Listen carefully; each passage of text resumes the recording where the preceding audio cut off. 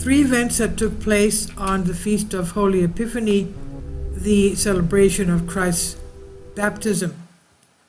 Saint Porphyrius told the faithful a unique experience as he visited a brothel. In the past, we used to, during the Feast of Epiphany, sanctify the houses. One year, I went and sanctified them. I would knock on the doors of the apartments. They would open for me, and I would enter chanting, "In the Jordan you were baptized, O Lord." As I was going to Masona Street, I saw an iron door. I opened it, entered the courtyard, which was full of tangerines, oranges, and lemon trees, and go up the stairs. It was an external staircase that went up and down and had a basement. I went up the stairs, knocked on the door, and a lady appeared. After she opened the door, I began, as is my custom, to say the hymn, "In the Jordan you were baptized, O Lord." She stopped me abruptly. In the meantime, they heard me, and girls were coming out of the rooms on the right and left in the corridor. I understood I had fallen into a brothel, I said to myself. The woman stepped in front of me to stop me. "Go away," she tells me. She doesn't let them kiss across. "Let me kiss across and go, please," she said. I now took on a serious and reproachful expression and told her, "I can't leave. I'm a priest. I cannot leave. I came here to consecrate."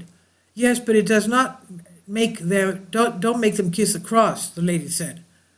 And I said, "But we do not know whether it is you or them who make them kiss across, because if God asked me to tell him who makes them kiss across, the girls or you, I might say the girls make them kiss him and not you. Their souls are better than yours."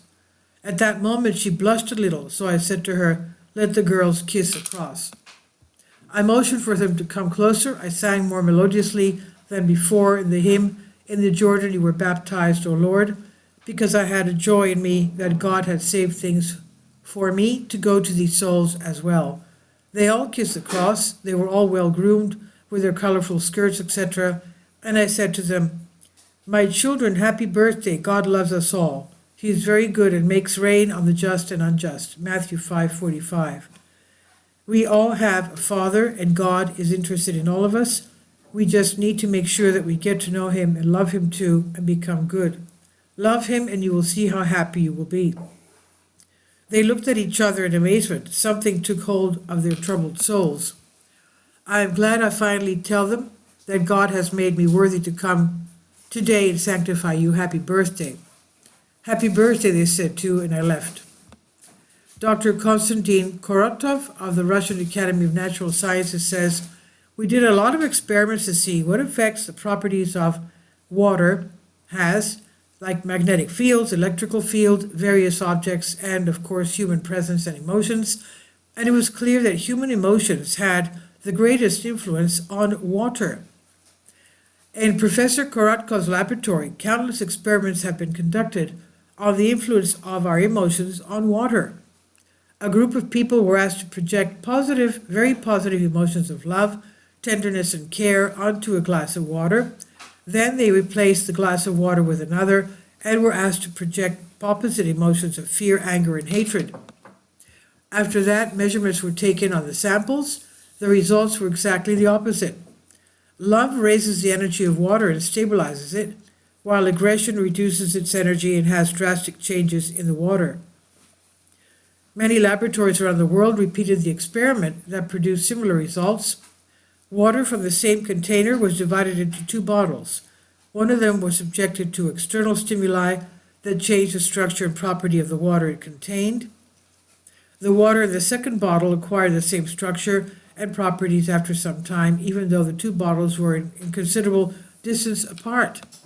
If we consider ourselves in the place of the bottles, who are mostly made of water, then it's obvious that one is influenced by the other. January 5th it is the evening before the Christian Orthodox Feast of Epiphany. The two bottles are filled with common water. Early in the morning, one of them is placed inside the church near the container where the blessing of the water will be performed, the great sanctification. Every year, believers, even non-believers, go to churches to get some of the water of the Holy Communion, and it's believed that it possesses amazing properties. To confirm or refute this, the two bottles are brought to the laboratory for examination immediately after the ceremony. And here the water was frozen in a cryogenic chamber and photographed under a microscope. The crystals from the common water resemble a chaotic, confused blob, while the water that was in the church has taken on a symmetrical shape of a hexagonal star, say the researchers. And they continue, it's known that the holy water has a very strong and stable structure. This water can transfer its properties. Take only 10 grams and dilute them in 60 liters of ordinary water, and everything will have the properties of the sanctification water. Moscow, February 5th, 2007, from Interfax. All waters, including those from the water supply system, change their physical properties on the day of Epiphany and the eve of Epiphany. That's today, January 5th, and tomorrow, January 6th. Physicists from the Sissin Research Institute of Human Ecology and Environmental Hygiene of the Russian Academy of Medical Sciences discovered a little while ago. The scientists of the institute daily examined the properties and qualities of ordinary water from the network pipe, measuring the amount of radical ions in it.